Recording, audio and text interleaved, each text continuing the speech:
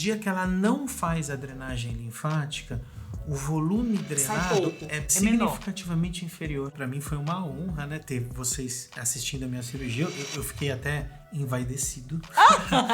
Ele é médico, especialista em cirurgia geral e cirurgia plástica, e recentemente eu tive a oportunidade de assistir uma cirurgia dele e foi uma experiência incrível. Estou falando do Dr. Carlos Coletti. Ele é membro do corpo clínico do Hospital Albert Einstein, do São Luís, do Sírio-Libanês, dentre outros. Já viu com quem eu tô aqui, né? O peso, né? Tudo bem? Muito obrigada por ter vindo até aqui. Separado um tempo da sua agenda aqui. Gente, é mega corrido pra estar aqui com a gente hoje. Desmarquei o consultório à tarde e vim. Gente, é verdade, a agenda dele é uma loucura. Isso.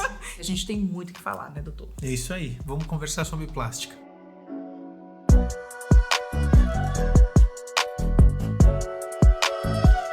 O Brasil é um dos países que mais fazem cirurgia plástica no mundo. Nós somos os mais vaidosos mesmo. Muito vaidoso. O Brasil, ele sempre intercala entre primeiro e segundo lugar em número de cirurgias plásticas no mundo. E o primeiro? A gente costuma disputar pau a pau com os Estados Unidos, né? Nos Estados Unidos, predominam muito as cirurgias plásticas faciais. O Brasil é o líder, especialmente em cirurgia plástica corporal. Eu acho que, inclusive, eles estão um pouquinho à frente da gente em cirurgia plástica facial. E a gente costuma se destacar e dar um couro neles na cirurgia plástica corporal. Então a coisa é meio equilibrada nesse sentido. Qual é a cirurgia plástica mais realizada pelo senhor? Acho que mama e lipo, né? Eu acho que a lipoaspiração hoje ainda é a cirurgia plástica mais realizada, se a gente for somar todas as variantes de lipoaspiração, né?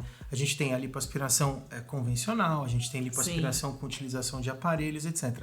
E a mama, ela mudou um pouco a tendência da cirurgia plástica de mama.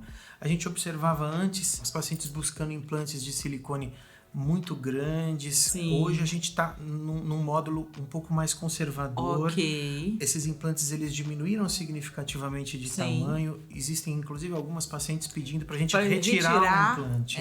Eu sei. Então, mudou a coisa. Há 10 anos atrás, a gente praticamente não ouvia falar em retirada de implante e a gente tinha que, inclusive, recomendar as pacientes a colocar próteses menores. Sim.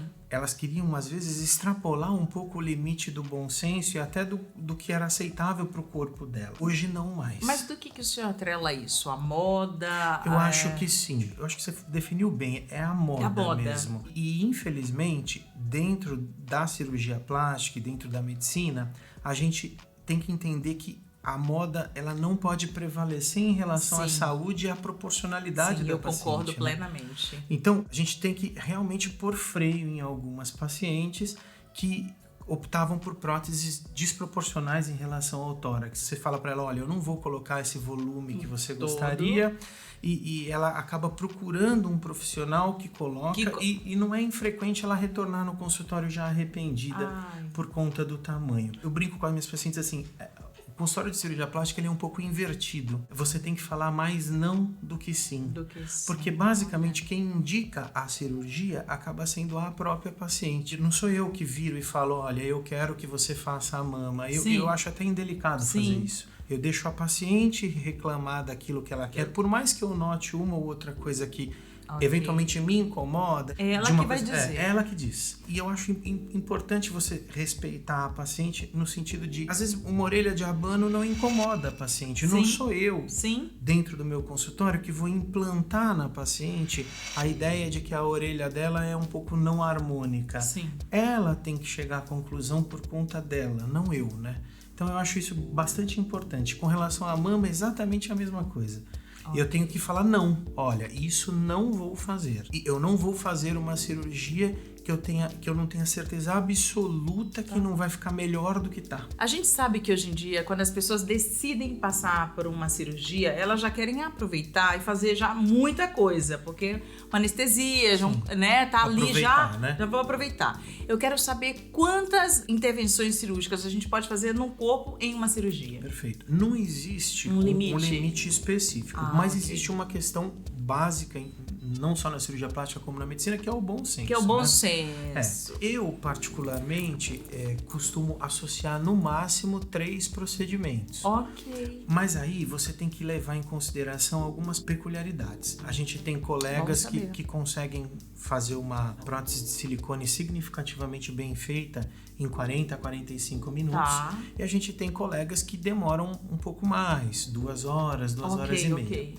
Então, no meu caso especificamente, eu me sinto bastante confortável em fazer até 3 procedimentos simultâneos. 3 procedimentos simultâneos em pacientes cujas condições pré-operatórias permitam. Ah, perfeito. Não é? Quer dizer, você pega uma paciente um pouco mais idosa, que já tem uma ou outra comorbidade, naturalmente você não vai fazer 3. Agora, uma paciente jovem, sem comorbidade nenhum, com risco anestésico baixíssimo, existe um critério de risco anestésico chamado ASA, que é a American Society of Anesthesiology. Esse critério define a paciente numa estratificação de risco entre 1 e 5. Basicamente, por exemplo, uma paciente ASA 1, que é a paciente com o menor risco possível, sem comorbidades, os exames todos pré-operatórios normais, é uma paciente que está candidata a uma cirurgia tripla. Agora, uma paciente já ASA 2, que tem uma hipertensão arterial, um diabetes, já tem uma certa idade, aí já não. E essa paciente que ela faz tudo? Eu, particularmente, não gosto. Toda vez que você faz uma cirurgia, você produz uma série de fatores inflamatórios e substâncias inflamatórias relacionadas à agressão cirúrgica propriamente dita. Sim.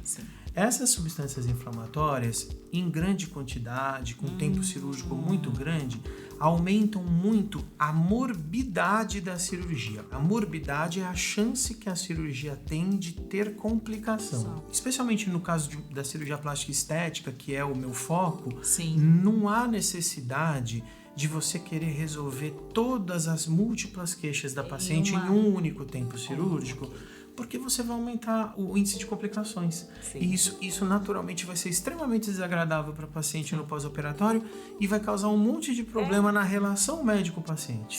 Né? Quer dizer, então eu acho que vale a pena a gente ser um pouco conservador, é óbvio que não excessivamente conservador, mas na medida certa. Isso causa uma complicação para nós terapeutas também no pós-operatório, porque essa paciente, você fica pensando, como é que eu vou reposicionar ela? Como é que eu vou colocar? Se ela não pode sentar, tem enchimento de glúteo, ou tem silicone no glúteo, ela não pode ficar de bruços porque fez a mama, fez não sei o quê. Ela não pode ficar de lado porque também tem um corte da mama. Aí você pensa, ela vai ficar em pé? O que ela não dorme? Então causa para nós também esse desconforto. Basicamente você não tem nem como posicionar ela, né? Não tem nem como posicionar. Exato. Já tive casos que eu fiz a drenagem na paciente em pé, para você ver o tanto que ela estava mexida. E você pode reparar que muito provavelmente essa paciente não teve um pós-operatório tranquilo. Mas claro que não, em pé, gente. Não tinha canto. Infelizmente ela não tem posição. Não tem. O número de fatores inflamatórios produzidos durante a cirurgia acaba sendo muito alto. Isso causa um mal-estar bastante grande. Vários episódios de hipotensão postural, que a paciente cai a pressão,